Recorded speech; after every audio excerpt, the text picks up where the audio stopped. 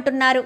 పైగా మా నాన్నవి 40 లక్షలు ఒక అమ్మాయిని నమ్మి మోసపోయి ఇచ్చాను అని చెప్పాను కదా అని చెప్పాను. కానీ అవును బాస్, నాకు తెలిసిన ఒక స్వామీజీ ఉన్నారు, స్వామీజీ దగ్గరికి తీసుకువెళ్తాను, ఆయన కెనడా వెళ్ళాలి అంటే నువ్వు ఏం చేయాలో ఆయన చెప్తారు అని చెప్పనేసరికి సరే బాస్ అని ఇద్దరు కూడా వెళ్తారు. వెళ్ళేసరికి ఆ స్వామీజీ దొంగ స్వామీజీ, వచ్చిన వాళ్ళకి ఏదో ఒకటి చెప్పి డబ్బులు ఇచ్చి ఏదో ఒకటి చెప్పి పంపించే స్వామీజీ. సో మనోజ్ని తీసుకువెళ్ళేసరికి నమస్కారం స్వామి అని చెప్పాను. కానీ చెప్పు భక్త అని చెప్పనేసరికి నా ఫ్రెండు మళ్ళీ కెనడా వెళ్ళాలని ఆశపడుతున్నాడు, వెళ్ళడానికి డబ్బులు సమకూరడం లేదు, ఏం చేయాలి, దీనికి ఏమన్నా పరిష్కారం ఉందా అనగానే ఒకటే పరిష్కారం, గుడి దగ్గర 30 రోజులు అడుక్కుంటే ఆ వచ్చిన డబ్బులు మీకు 14 లక్షలు అవుతాయి అనగాని అలా ఎలా అవుతాయి స్వామి అనగానే మిగిలింది ఆ భగవంతుడే సమకూరుస్తాడు, 30 రోజులు దీక్ష పడితే ఖచ్చితంగా నువ్వు కెనడా వెళ్తావు అని చెప్పనేసరికి సరే అని ఇంకా మనోజ్ కాస్త ముష్టివాడు ముష్టెత్తుకోవాలనగాని తప్పదు బ్రో, ఎందుకంటే నువ్వు కెనడా వెళ్ళాలని ఆశపడుతున్నావు, ఇంట్లో వాళ్ళు సహాయం చేయడం లేదు, ఈ 30 రోజులు దీక్ష పడితే ఏమో ఇంట్లో వాళ్ళు మనసు మారి నిన్ను కెనడా పంపిస్తారేమో, అది కూడా ఉంటుంది కదా అని చెప్పనేసరికి సరే బ్రో అని చెప్పి ఇంకా మనోజ్ కాస్త మామూలుగానే ఇంటి నుంచి ఇంటర్వ్యూ కానీ బయటకు వచ్చేసి ఒక చోట ఎలా ఇంతకుముందు పార్కులో ఉండేవాడో అలాగే బట్టలు మార్చుకుని వెళ్ళి ముష్టోడి గెటప్లో ఒక గుడి దగ్గర కూర్చుంటాడు. గుడి దగ్గర కూర్చుని సుమారు 15 రోజుల పాటు అలానే చేస్తాడు. అలానే చేసిన తర్వాత రోజు వెళ్తున్నాడు నా కొడుకు, ఏం చేస్తున్నాడో ఏంటో అని ప్రభావతి అనుకుంటుంది.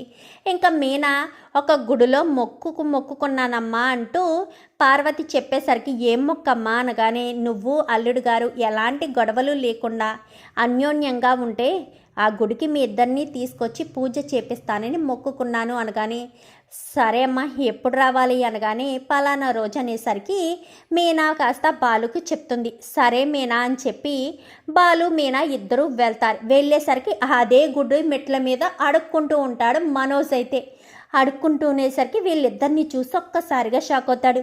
వీళ్ళేంటి ఇక్కడికి వచ్చారు, ఇప్పుడు కనుక వీళ్ళు నన్ను ఇక్కడ చూస్తే ఇంకేమైనా ఉందా అనుకుంటూనే దాకుని అడుక్కుంటాడు. అడుక్కునేసరికి ఇంకా మీనా వెళ్ళిపోతుంది. వెళ్ళి పూజలు చేసిన తర్వాత కరెక్ట్గా వచ్చి కిందకి వచ్చి కారు ఎక్కుదామనుకునేసరికి అద్దంలో మనోజ్ని చూస్తుంది. ఇదేంటి మనోజ్లా ఉన్నాడే అనుకుంటూ వెనక్కి వెళ్ళేసరికి ఏంటి మీనా ఏమైంది అనగానే మీ అన్నయ్య అని చెప్పి చేయి పెట్టి చూపించడంతో ఒక్కసారిగా షాక్ అవుతాడు బాలు.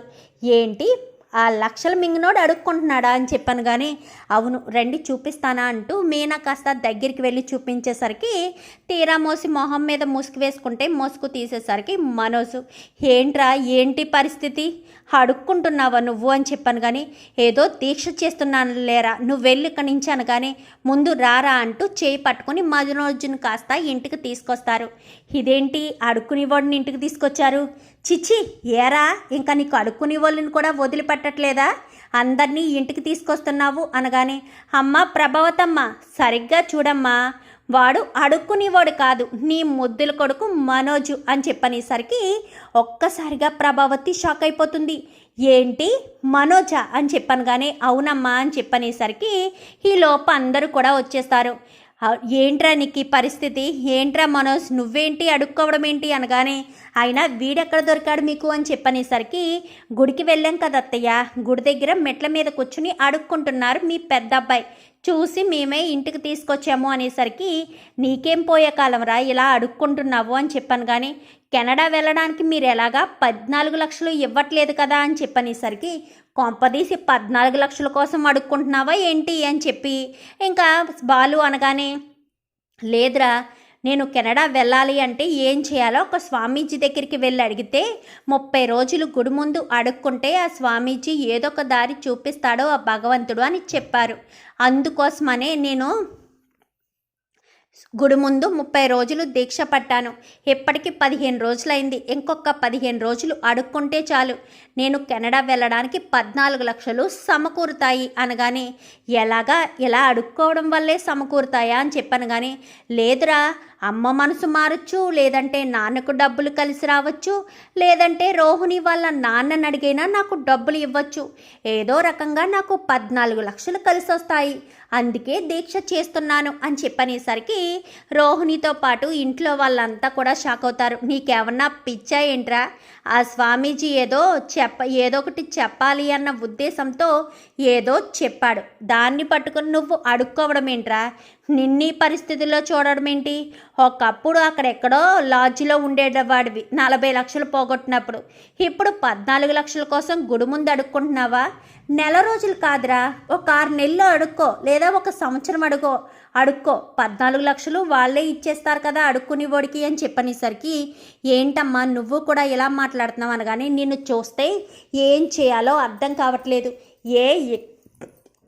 ఇక్కడే ఏదో ఒక పని చేసుకోవచ్చు కదా, నీ చదువుకు తగ్గ జాబు అంటూ ఇంత వయసు వేస్ట్ చేసుకున్నావు, అంతా సమయం అంతా వృధా అయిపోతుంది. అలా చేసుకునే బదులు మామూలుగా జాబ్ చేసుకుని ఇక్కడే ఉండొచ్చు కదా, అందరినీ వదిలి కెనడా వెళ్ళిపోయి కెనడాలో సెటిల్ అయిపోవాలా అని చెప్పాను. కానీ కెనడా వెళ్ళి ఏం చేసినా గొడవ ఉండదనేమో, పార్లలమ్మ ఇద్దరు కలిసి ప్లాన్ చేసుకుని ఉంటారమ్మా. ఎక్కడే ఉంటే నువ్వు పదే పార్లలమ్మని ఏదో ఒకటి అంటూ ఉన్నావు కదా, అందుకని మనోజ్ తెలివిగా ఆలోచించి కెనడా వెళ్ళిపోవడానికి ప్లాన్ చేసి ఉంటారు అని చెప్పనేసరికి నోరు ముయ్యిరా, నువ్వెక్కడికి వెళ్ళడానికి వీల్లేదు, ఎక్కడే ఉండు, 14 లక్షలు ఇచ్చేది లేదు, నేను ఇవ్వను చెయ్యను. ఈ ముష్టోడి గెటప్పులు ఇంకొకసారి వేసావనుకో జీవితాంతం ఇంకా అడుక్కుంటూ ఉండిపోవడమే అని చెప్పనేసరికి అది కాదమ్మా నేను కెనడా వెళ్ళాలి అని చెప్పనేసరికి నోర్మీరా, కెనడా అని ఇంకొకసారి అంటే మాత్రం బాగోదది, చెప్తున్నాను. కెనడా జోలికి ఎత్తకు, కెనడా గురించి మాట్లాడకు, అర్థమవుతుందా అంటూ ప్రభావతి గట్టిగానే వార్నింగ్ ఇస్తుంది. మనోజ్ కాస్త గబగబా గదిలోకి వెళ్ళిపోయి స్నానం చేసి ఫ్రెష్ అయ్యి కూర్చునేసరికి రోహిణి వస్తుంది. ఏంటి మనోజ్ ఏంటిదంతా అని చెప్పాను. కానీ ప్లీజ్ రోహిణి, నాకు ఇక్కడ ఉండాలని లేదు, కెనడా వెళ్ళి సెటిల్ అవ్వాలని ఉంది. ఇంతకుముందు 40 లక్షలు కూడా కెనడా వెళ్ళి సెటిల్ అవ్వడం కోసమే తీసుకుందామనుకున్నాను, కానీ నా దగ్గర కల్పన మోసం చేసి తీసుకువెళ్ళిపోయింది.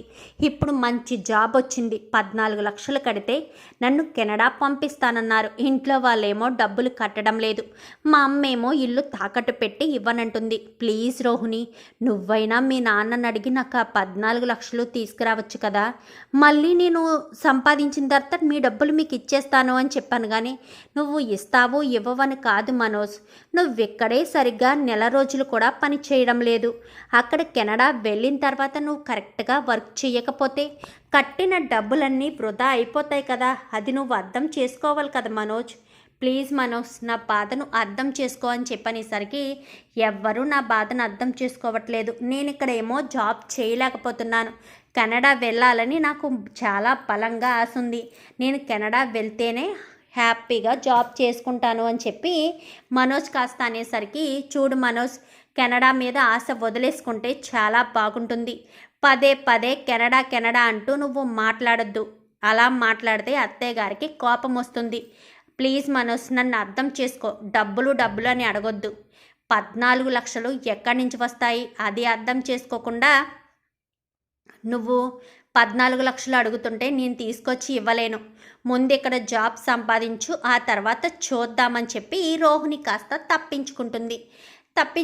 కానీ మనోజ్ మాత్రం ఆశ చావదు. 14 లక్షలు ఏదో రకంగా సంపాదించి నేను కెనడా వెళ్ళాలి, కెనడాలోనే సెటిల్ అవ్వాలి అని చెప్పి మనోజ్ కాస్త అనుకుంటాడు.